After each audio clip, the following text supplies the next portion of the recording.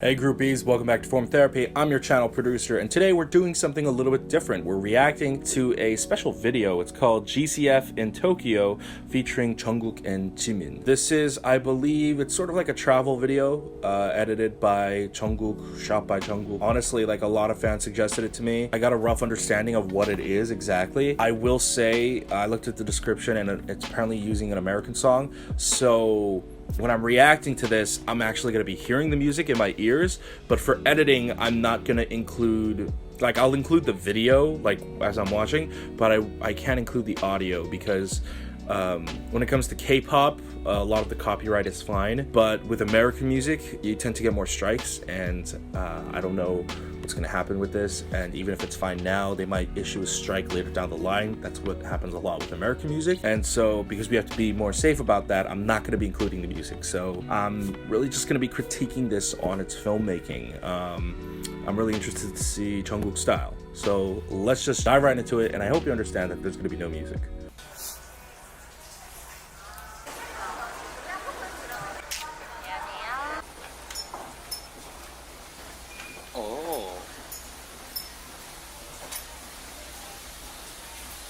This is very steady shooting.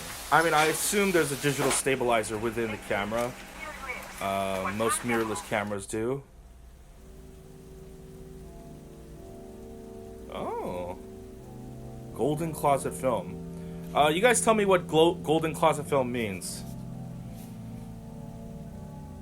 Oh, wow, that's very gorgeous.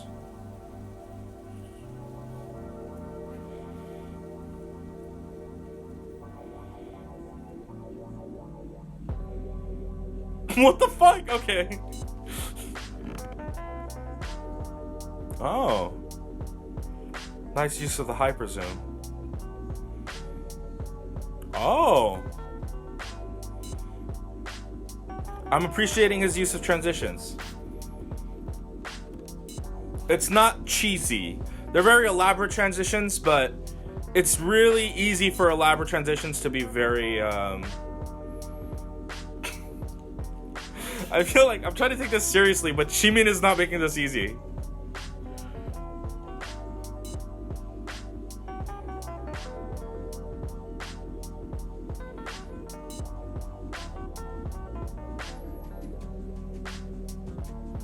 Oh. That was a very beautiful shot, very steady too. A lot of his shots are very steady, especially for a handheld camera.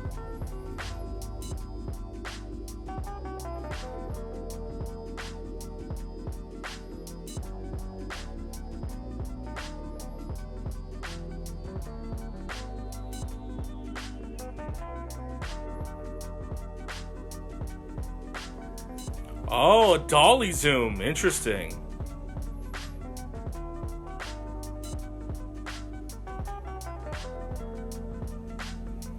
He's implementing a lot of interesting camera techniques, like actual filmmaking camera techniques.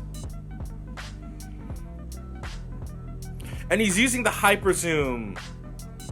It's timed very well. He's not overusing it. Did you notice that the moment the song, the beat started, it was, the first cut was of the flashing light.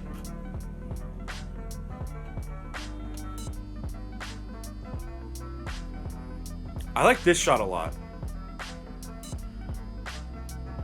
This is a very gorgeous shot, especially with all the lights in the background. He's still maintaining the stability. I like that he cuts to black. You don't traditionally do that. I tend to do that. I like to do that a lot, but he cuts to black and then continues the video. It adds a little bit more emphasis, I feel like. It adds different arcs to the video. So I assume this is Disneyland Tokyo.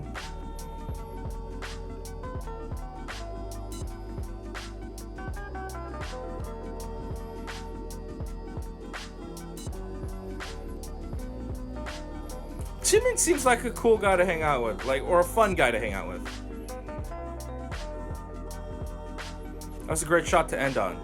Nice wide landscape shot. It was very well framed too. I'll pull up an image, but I want to roll back right there. Okay, yeah, this is very well framed. You know, he's following the rule of thirds. Like, everything is just everything's right. Okay, so like I said, for me, this was all about judging Jungkook's filmmaking. I don't know if he's gone to school for it or if he's just starting, if he's dabbling, but regardless, I think this is a very good start. I think Jungkook has what we call in the community the eye. He has the eye for envisioning something. He has something in his mind, and the ability to produce it and translate it through a camera, through the lens, and then showcase it to the audience is perhaps one of the most important things as a filmmaker. You can like movies and TV shows all you want, but if you don't have the eye, if you don't have the vision, it doesn't matter. I mean, you hear the terms visionary director a lot. Visionary directors have the eye. When you film something, you have to picture it in your mind, and you have to picture something honestly very gorgeous and picturesque that people are just going to be in awe of. There were several shots here that I thought was very worthy of that. There was a shot where I think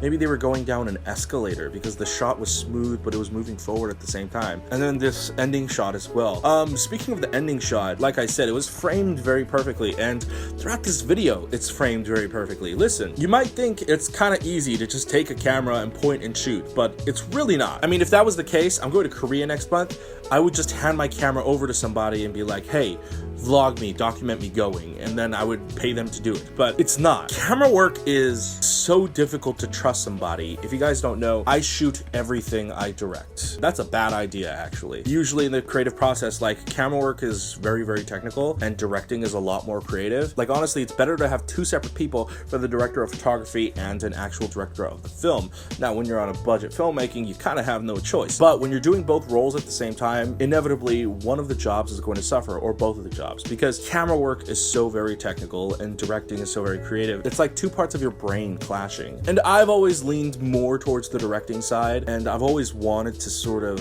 find a camera person that I can rely on, and then they would become sort of my go-to DP. But you guys have to understand, I've been looking for one for like the past decade. Like, it is so impossible to find a good person with a good eye.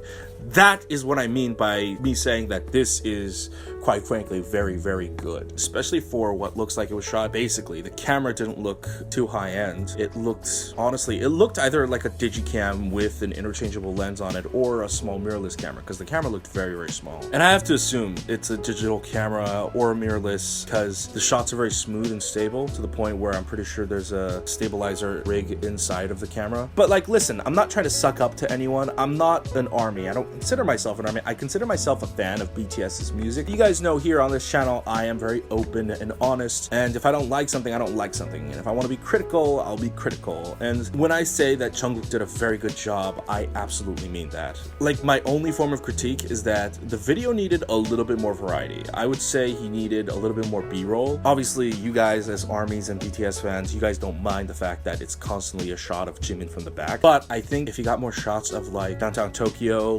landscape shots, more B-roll, which it started off like that, which was very good, but then throughout the middle, it just straight up became walking. And I understand, when you're on the move, when you're traveling, you sort of get in your own head, and when you're just talking with your friend, like, you forget to do things. You forget to get the B-roll of the city, and you just only film the person. That happens. And so I think that's the only thing Jungkook would need to actually work on, is getting more B-roll. I think this was very well done.